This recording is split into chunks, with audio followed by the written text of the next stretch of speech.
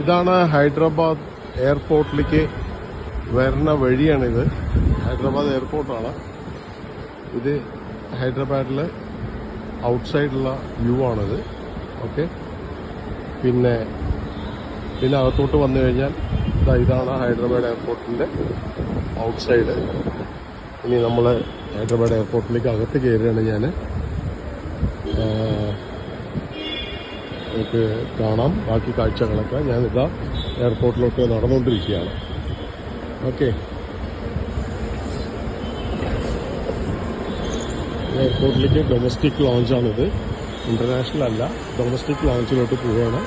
ഹൈദരാബാദിലെ കൊച്ചിയിലേക്ക് പോയിക്കൊണ്ടിരിക്കുന്ന വഴിയാണ് ഞാൻ.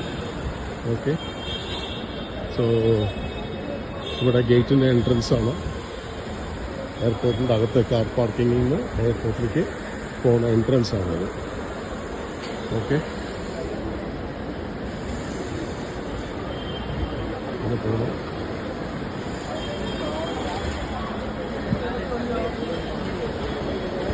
ഇതെല്ലാം ഹൈദരാബാദ് എയർപോർട്ടാണ്.